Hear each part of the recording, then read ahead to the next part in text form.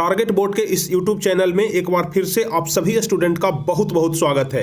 प्यारे बच्चों, आज के इस वीडियो में हम आपको सामाजिक विज्ञान यानी सोशल साइंस के बहुत ही ज्यादा महत्वपूर्ण लघु उत्तरीय प्रश्न बताएंगे जो आपके परीक्षा में हर हाल में पूछे जाएंगे। तो यदि आप लोग चाहते हैं कि लघु उत्तरीय प्रश्न हमारे परीक्षा में एक भी ना छूटे तो इसके लिए आज का यह वीडियो बहुत ही ज्यादा कारगर है। इस वीडियो में हम आपको जितने सारे भी क्वेश्चन बताएंगे उसको अच्छे तरीके से समझाने का भी प्रयास करेंगे और आप लोगों को पूरा याद हो जाएगा, इस बात का हम दावा करते हैं, क्योंकि इतने अच्छे तरीके से समझाएंगे, बहुत ही सिंपल भाषा में समझाएंगे। तो चलिए बिना समय गवाए हम शुरू करते हैं और सबसे पहले नंबर क्वेश्चन की तरफ बढ़ते हैं। और ध्यान रखिएगा कि जितने सारे भी क्वेश्चन बताएंगे हर एक क्वेश्चन महत्वपूर्ण है, आपके परीक्षा में पूछे जा सकते हैं। तो चलिए पहला नंबर क्वेश्चन क्या कह रहा है देखेंगे, लेकिन इसके पहले जो भी स्टूडेंट चैनल को अभी तक सब्सक्राइब नहीं किए हैं तो जल्दी से आप लोग चैनल को सब्सक्राइब कर दीजिए ताकि आगे के हर एक वीडियो का नोटिफिकेशन आपको मिल जाए। तो चलिए पहला नंबर क्वेश्चन, इटली के एकीकरण में मेजनी का क्या योगदान था।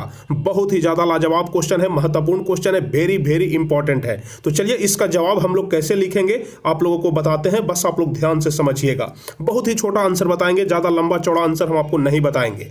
देखिए कह रहा है कि मेजनी एक उदारवादी और राष्ट्रवादी क्रांतिकारी था। मेजनी एक राष्ट्रवादी और उदारवादी क्रांतिकारी था और मेजनी को इटली के एकीकरण का मसीहा भी कहा जाता है। ऑब्जेक्टिव क्वेश्चन में भी पूछता है कि इटली के एकीकरण का मसीहा किसे कहा जाता है, तो मेजनी को कहा जाता है। आप लोग ध्यान रखिएगा। तो हम लोग लिखेंगे कि मेजनी एक उदारवादी और राष्ट्रवादी क्रांतिकारी था और मेजनी को इटली के एकीकरण का मसीहा भी कहा जाता है। यह एक कर्मठ कार्यकर्ता था, लेखक था और दार्शनिक भी था। तीन बात आप लोग हमेशा ध्यान रखिएगा, मेजनी एक कार्यकर्ता भी था, एक लेखक भी था और एक दार्शनिक भी था। वह इटली को निरंकुश शासकों से मुक्त कराना चाहता था, यानी कि इटली में जितने सारे भी निरंकुश शासन राज्य कर रहे थे उससे वह इटली को मुक्त कराना चाहता था और वह अपने उद्देश्यों की पूर्ति के लिए सन 1831 ईस्वी में यंग इटली की स्थापना की तथा सन 1834 ईस्वी में यंग यूरोप की स्थापना की। देखिए दो ऑब्जेक्टिव क्वेश्चन यहां से बहुत ही ज्यादा महत्वपूर्ण बनते हैं कि यंग इटली की स्थापना कब हुआ, तो 1831 ईस्वी में, ध्यान रखिएगा, और यंग यूरोप का स्थापना कब हुआ, तो 1834 ईस्वी में। और किसने किया था, तो मेजनी ने किया था। बहुत ही ज्यादा महत्वपूर्ण क्वेश्चन है। लगभग कभी कभी यंग यूरोप तो कभी अगले साल यंग इटली, दोनों में से कोई एक क्वेश्चन जरूर पूछता है, तो आप लोग दोनों को जरूर ध्यान रखिएगा। 1831 ईस्वी में यंग इटली और 1834 ईस्वी में यंग यूरोप की स्थापना की, जिसका समर्थन तमाम जनता ने की। और मेजनी ने 1830 ईस्वी में नागरिक आंदोलन भी चलाया था। अतः हम कह सकते हैं कि इटली के एकीकरण में मेजनी का बहुत बड़ा योगदान है। यानी कि इतने सारे आंदोलन चलाया, यंग इटली का स्थापना किया, यंग यूरोप का स्थापना किया, नागरिक आंदोलन चलाया, इसीलिए इटली का मसीहा किसे कहा जाता है, तो इटली के एकीकरण का मसीहा मेजनी को कहा जाता है। तो पहला नंबर क्वेश्चन जिसमें कह रहा था कि इटली के एकीकरण का मसीहा मेजनी को क्यों कहा जाता है, या फिर कह सकते हैं कि इटली के एकीकरण में मेजनी का क्या योगदान था, दोनों तरह से क्वेश्चन पूछ सकता है। तो पहला का सही जवाब आप लोगों को इसी तरीके से लिखना है और यदि आप लोग इस तरीके से लिखते हैं तो 2 नंबर पूरा मिलेगा, 2 नंबर में एक पॉइंट भी नहीं कटेगा, इस बात का हम पूरा गारंटी देते हैं। तो चलिए पहला नंबर क्वेश्चन तो आप लोग समझ गए। दूसरा नंबर क्वेश्चन हम लोग देखते हैं जो कि बहुत ही ज्यादा महत्वपूर्ण क्वेश्चन है और यह लघु उत्तरीय में तो पूछेगा ही, लेकिन चांस है कि दीर्घ उत्तरीय में भी पूछ दे। तो चलिए हम लोग इसका जवाब जानते हैं। पहले क्वेश्चन पढ़ते हैं। क्वेश्चन कह रहा है कि असहयोग आंदोलन प्रथम जन आंदोलन था कैसे।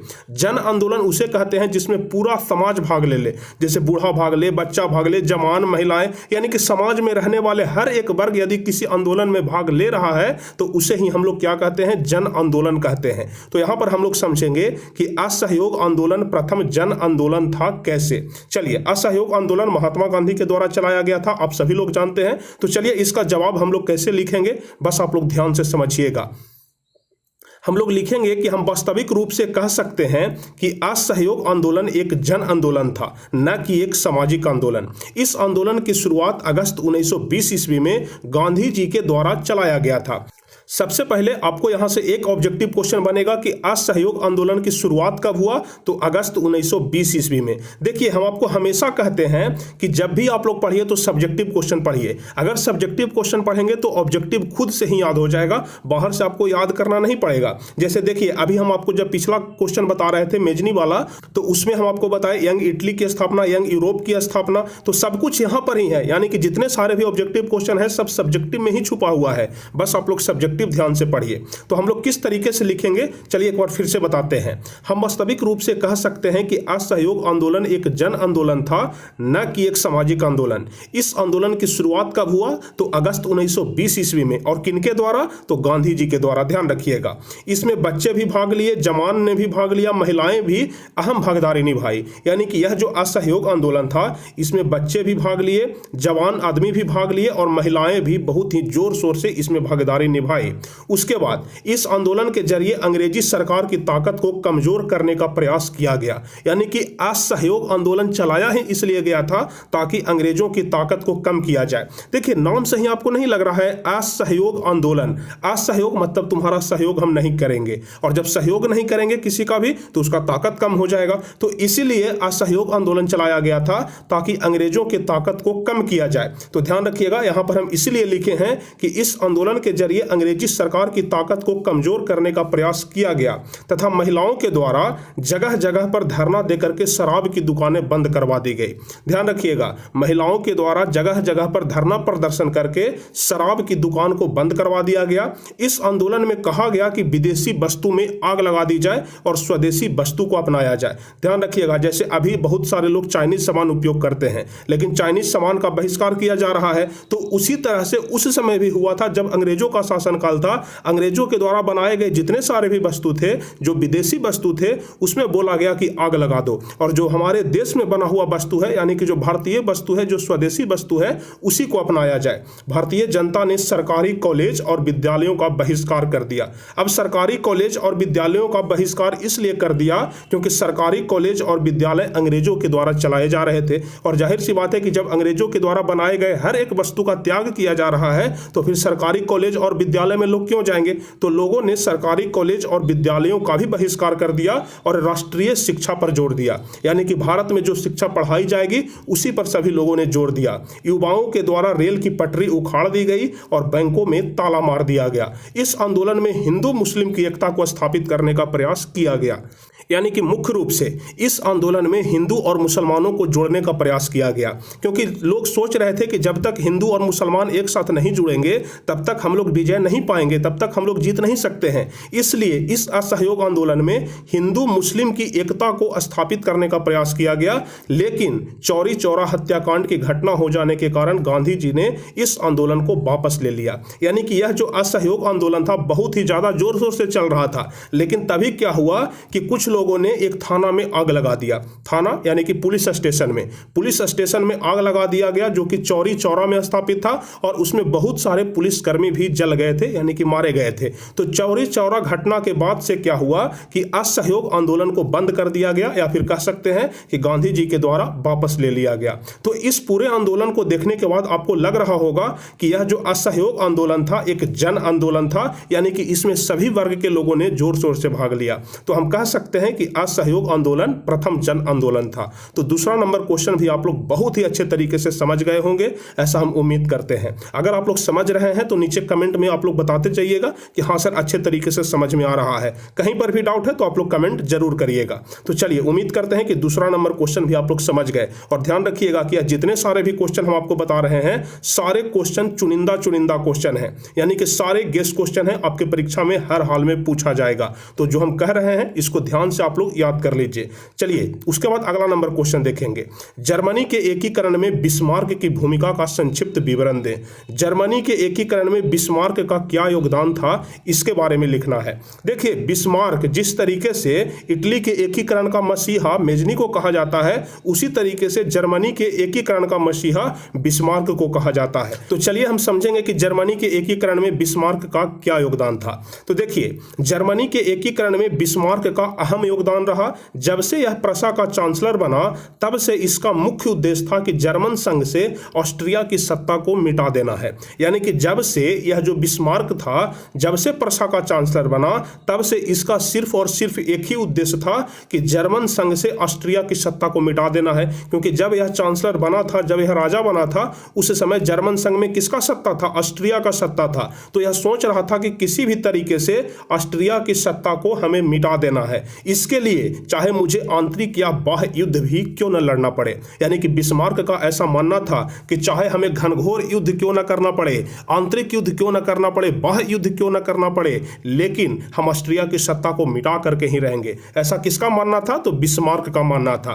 और ध्यान रखिएगा कि बिस्मार्क ने ही रक्त एवं लौह की नीति का प्रतिपादन किया था, यानी कि बिस्मार्क ने ही रक्त एवं लौह की नीति को अपनाया था। बिस्मार्क का कहना था कि भाषण की नीति से कुछ नहीं होगा, यानी कि भाषण देने से कुछ नहीं होगा। जैसे अभी आप लोग, दो लोग जब बात करते हैं और एक आदमी कोई बोलता है कि हम यह काम कर रहे हैं, हम यह काम कर रहे हैं, तो कहता न है कि सिर्फ भाषण मत दो, काम करके दिखाओ। यानी उसी तरीके से बिस्मार्क का भी मानना था कि भाषण की नीति से कुछ नहीं होगा, सिर्फ भाषण देने से कुछ नहीं होगा। साथ ही साथ बिस्मार्क ने जर्मनी के एकीकरण के लिए विशाल सेना का संगठन किया। अब देखिए, सेना तो बना लिया, बहुत विशाल सेना बना लिया, लेकिन सेना को अच्छा सुविधा चाहिए, अच्छा भोजन चाहिए, रहने के लिए जगह चाहिए। तो बिस्मार्क ने सब कुछ का इंतजाम किया। ध्यान से आप लोग देखिए, आपको एक एक चीज समझ में आएगा। कह रहा है कि जर्मनी के एकीकरण के लिए विशाल सेना का संगठन किया, जिसमें सेना में उत्तम भोजन, उत्तम सुविधा तथा सही समय पर वेतन दिया। अभी भी कोई फौज में जाते हैं तो वो वेतन पर ही जाते हैं। तो उसी तरीके से बिस्मार्क ने जो सेना का गठन किया था, उसमें जितने सारे भी लोग शामिल हुए, उनको उत्तम भोजन दिया, उत्तम सुविधा दिया, यानी कि रहने सहने के लिए बढ़िया अच्छा घर दिया, उसके अलावा सही समय पर वेतन दिया। इसमें जर्मनी के एकीकरण करने के लिए रूस, फ्रांस और ऑस्ट्रिया से मित्रता कर ली। यानी कि बिस्मार्क ने जर्मनी के एकीकरण के लिए रूस से, फ्रांस से और ऑस्ट्रिया से भी मित्रता कर ली। यानी कि जिसको हराना चाह रहा था ना, उसी से जाकर के मित्रता कर लिया। और इस प्रकार से यह 3 युद्ध करता है। बिस्मार्क जो है यह 3 युद्ध करता है जर्मनी के एकीकरण के लिए। पहला युद्ध करता है डेनमार्क से युद्ध 1864 ईस्वी में। यहां से ऑब्जेक्टिव क्वेश्चन पूछ सकता है कि डेनमार्क से युद्ध कब हुआ था, तो 1864 ईस्वी में। उसके 2 साल के बाद ऑस्ट्रिया से युद्ध किया 1866 ईस्वी में। और उसके 4 साल के बाद फ्रांस पर्सा का युद्ध हुआ 1870 ईस्वी में। यानी कि जर्मनी के एकीकरण के लिए बिस्मार्क ने कुल 3 युद्ध किया, एक डेनमार्क से युद्ध, ऑस्ट्रिया से युद्ध और फ्रांस पर्सा का युद्ध। तो कुल मिलाकर के यह 3 युद्ध किया किसने? तो बिस्मार्क ने। तो अब आप लोग समझ गए होंगे कि जिस तरीके से इटली के एकीकरण में मेजनी का अहम योगदान है, उसी तरीके से जर्मनी के एकीकरण में बिस्मार्क का अहम योगदान है। तो तीसरा नंबर क्वेश्चन बहुत ही अच्छे तरीके से आप लोगों को समझ में आ गया होगा। अब यदि तीसरा नंबर क्वेश्चन समझ गए हैं तो चौथा नंबर क्वेश्चन हम लोग देख लेते हैं, जो कि बहुत बहुत बहुत ज्यादा महत्वपूर्ण है। चौथा नंबर क्वेश्चन, रॉलेट एक्ट से आप क्या समझते हैं? देखिए, एक्ट कहने का मतलब तो आप समझ रहे हैं कानून होता है, और रॉलेट कहने का क्या मतलब होता है आगे हम आपको समझाएंगे। यानी कि एक ऐसा कानून बनाया गया था जिसमें शक या संदेह के आधार पर किसी को भी पकड़ करके जेल में डाल दिया जाता था। तो चलिए हम आपको बताते हैं कि रॉलेट एक्ट कानून क्या है। रॉलेट एक्ट की घटना मार्च 1919 ईस्वी को घटा था, जिसमें शक एवं संदेह के आधार पर किसी भी भारतीय लोगों को पकड़ करके जेल में बंद कर दिया जाता था। यानी कि अंग्रेजों के द्वारा एक ऐसा कानून बनाया गया और उस कानून के तहत कहा गया कि जिस भी भारतीयों पर शक हो उसको पकड़ करके जेल में आप डाल दीजिए। यानी कि अंग्रेजों को नहीं पकड़ना है, सिर्फ भारतीय लोगों को पकड़ना है। जिस पर शक है उसको पकड़ करके डाल दीजिए। अगर ऐसा नियम बन जाए तो जिस पर शक भी नहीं रहेगा, झूठों के कह देगा कि इस पर शक है, उसको डाल देगा। तो इसी तरह का कानून बनाया गया जिसमें शक एवं संदेह के आधार पर किसी भी भारतीय लोगों को पकड़ करके जेल में बंद कर दिया जाता था। और इसी कानून का नाम पड़ा रॉलेट एक्ट कानून। ध्यान रखिएगा, रॉलेट एक्ट कानून इसी कानून का नाम पड़ा। इसमें अंग्रेजों ने भारतीय जनता पर अनेकों तरह का अत्याचार किया। अब जाहिर सी बात है कि जब ऐसा कानून बन गया तो अंग्रेज तो इसका फायदा उठाएंगे। तो और इसी का फायदा उठा करके अंग्रेजों ने भारतीय लोगों पर बहुत ही तरह के बहुत ही घनघोर अत्याचार किया। अत्याचार में क्या क्या किया कि भोजन में बासी भोजन देता था, गंदे नालियों का पानी पीने के लिए भारतीय लोगों को मिलता था। यानी कि बहुत ही घनघोर अत्याचार किया इस रॉलेट एक्ट कानून के तहत। अगर कुछ बोलेगा तो उसको शक संदेह के आधार पर जेल में बंद कर देगा। इसलिए भारतीय लोग चुपचाप इससे बर्दाश्त कर रहे थे, इसे सहन कर रहे थे। इस एक्ट के तहत न अपील, न दलील और न वकील, किसी प्रकार का कोई सुनवाई नहीं होता था। जैसे आप लोग जानते हैं कि अभी अभी अगर किसी भी आदमी पर मुकदमा चलता है तो लोअर कोर्ट से अगर बेल नहीं मिलता है तो फिर हाई कोर्ट जाता है, हाई कोर्ट से बेल नहीं मिलता है तो सुप्रीम कोर्ट जाता है, राष्ट्रपति तक जाता है। लेकिन यह कानून ऐसा बन गया जिसमें न अपील, न दलील, न वकील, यानी कि एक बार अगर आपको सजा हो गया, एक बार जब जेल में चल गए तो आपका कोई सुनवाई नहीं है, कहीं से भी आप प्रयास करके नहीं छूट सकते हैं। और ध्यान रखिएगा कि जिसके कारण इस कानून को काला कानून भी कहा जाता है। ऑब्जेक्टिव क्वेश्चन में कभी कभी पूछ देता है कि काला कानून किस कानून को कहा जाता है, तो ध्यान रखिएगा कि रॉलेट एक्ट के तहत जो कानून बनाया गया था, यानी कि रॉलेट एक्ट कानून को ही काला कानून कहा जाता है। रॉलेट एक्ट को काला कानून कहा जाता है। तो उम्मीद करते हैं कि आप लोग समझ गए होंगे कि रॉलेट एक्ट से आप क्या समझते हैं। चौथा नंबर क्वेश्चन बहुत ही ज्यादा महत्वपूर्ण था, तो उम्मीद करते हैं कि आप लोग समझ गए होंगे। अब चलिए लास्ट क्वेश्चन हम आपको बताते हैं, 5वां नंबर की समाज तथा साम्यवाद से आप क्या समझते हैं। समाजवाद और साम्यवाद, ध्यान रखिएगा, समाजवाद और साम्यवाद बहुत ही ज्यादा महत्वपूर्ण है।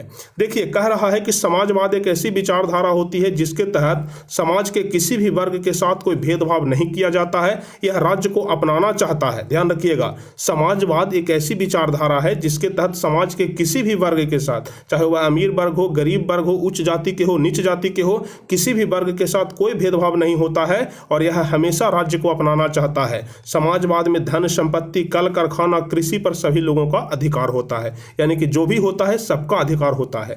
तो उम्मीद करते हैं कि समाजवाद आप लोग समझ गए होंगे।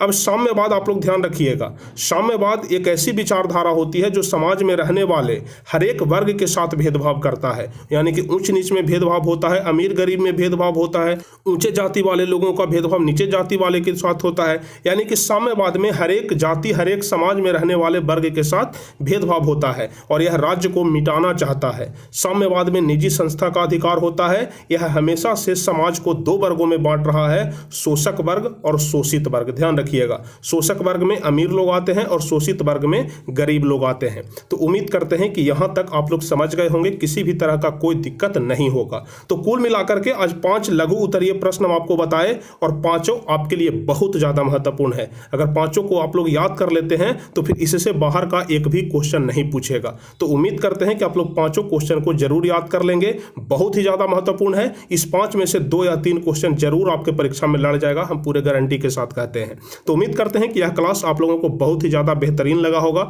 मजे से आप लोग क्लास किए। तो चलिए फिर मिलते हैं अगले वीडियो में कुछ इसी तरह के महत्वपूर्ण वीडियो के साथ, महत्वपूर्ण क्लास के साथ, महत्वपूर्ण टॉपिक के साथ, महत्वपूर्ण क्वेश्चन आंसर के साथ। लेकिन इसके पहले जो भी स्टूडेंट अभी तक इस वीडियो को लाइक नहीं किए हैं तो जल्दी से लाइक कर दीजिए और इसी तरह का वीडियो पाने के लिए आप लोग जल्दी से चैनल को सब्सक्राइब कर लीजिए ताकि आगे के हर एक वीडियो का नोटिफिकेशन आपको मिल सके। तो चलिए फिर मिलते हैं अगले क्लास में, तब तक के लिए जय हिंद, धन्यवाद।